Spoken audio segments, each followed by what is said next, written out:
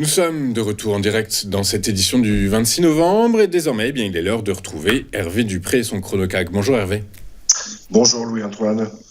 Bonjour, merci beaucoup Hervé d'être avec nous ce matin. Vous êtes trader pour compte propre depuis plus de 30 ans avec nous tous les mardis pour nous aider à affiner, à affûter nos stratégies d'investissement et de trading sur le CAC 40. Le CAC 40, comme les places asiatiques cette nuit, comme quasiment l'ensemble des... comme les places asiatiques cette nuit, navigue dans le rouge ce matin, impacté par la déclaration de Donald Trump qui a clairement ciblé le Mexique, le Canada et la Chine dans sa politique de hausse des droits de douane, précisant que ils allaient être soumis à des hausses comprises entre 15 et 10%.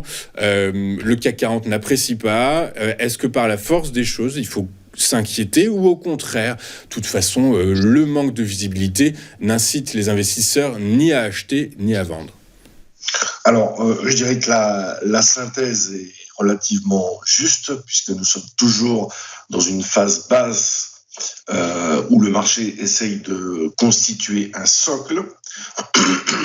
Alors, d'un point de vue très, très technique, pour aujourd'hui, évidemment, le premier objectif à l'achat est d'essayer d'aller combler le gap à 7257, puis une extension sur 7286, 293, avant, dans un élan de générosité, de reprendre l'open de la semaine à 7329 pour se donner des perspectives au-dessus. Ce point, nous n'y sommes pas encore.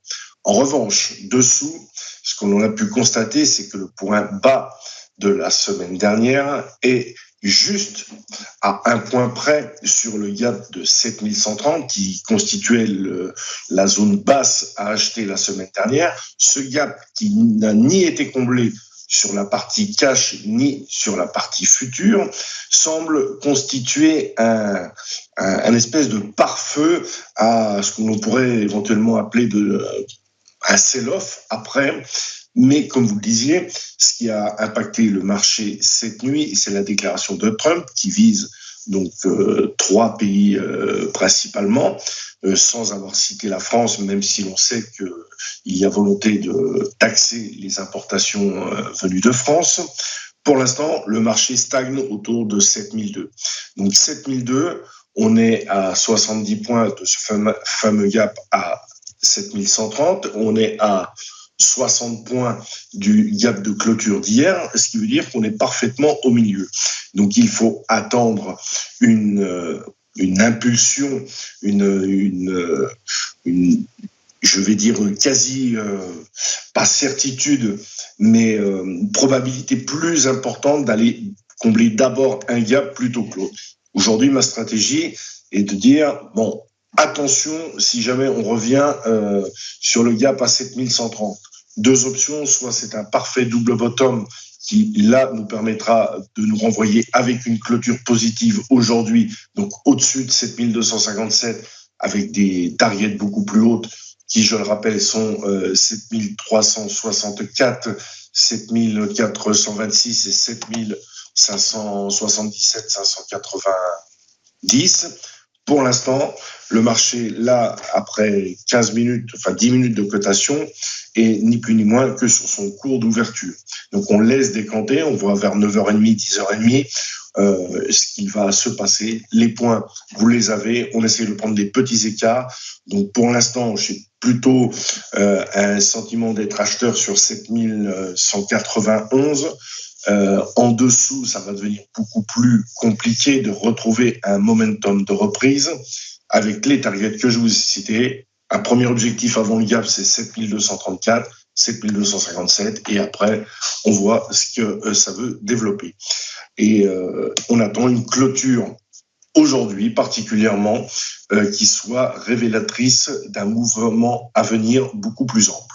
Ouais, très clair. Écoutez, donc retour des craintes sur le commerce, retour des craintes, confirmation des craintes sur le commerce mondial avec les propos de Donald Trump, comme vous l'avez dit, qui cible le Mexique, le Canada et la Chine. Alors, pourquoi pas l'Europe? Probablement parce que dans son discours, il a visé des pays producteurs ou importateurs des matières composant le fentanyl. Vous savez, cette drogue qui fait des ravages aux États-Unis. Du coup, par la force des choses, peut-être que l'Europe n'a pas été citée parce que l'Europe n'est pas fournisseur de ces composants de synthèse, mais effectivement, ça aura des impacts sur l'ensemble de l'économie mondiale. 7191 points, vous nous disiez, on est à 7197, 7198, on n'en est pas loin. En gros, c'est un support déterminant. Est-ce qu'en dessous de 7191, on a quand même d'autres pare-feux qui pourraient empêcher le sell-off dont vous parlez? En dessous 7130, et si on n'a pas un rebond marqué immédiat de type V-bottom, entre 7130 et 7197, la partie me paraît plus délicate à jouer pour conserver des achats. Tant qu'on reste dans une zone contenue autour de 7197 et qu'on voit une légère phase de reprise, donc avec un dépassement à 7212, 7220, on peut rester relativement positif. En dessous, on rentre dans un schéma beaucoup plus difficile à travailler à l'achat, je parle. Très clair. Et puis n'oublions pas qu'en ligne de mire, on a le budget français pour 2025 qui est toujours pas adopté, un risque de censure du gouvernement Barnier qui est de plus en plus prégnant.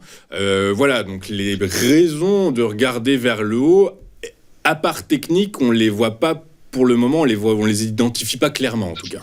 Effectivement, le budget est une part très importante puisque c'est quand même révélateur de l'incertitude en termes de management, si je puis m'exprimer ainsi, de l'État français. On rappelle surtout, note importante pour cette semaine, donc c'est Thanksgiving aux États-Unis, donc on aura un marché plutôt off côté US, mais il y a un rating de Standard & Poor's de la France ce vendredi en même temps que les IPC qui vont tomber.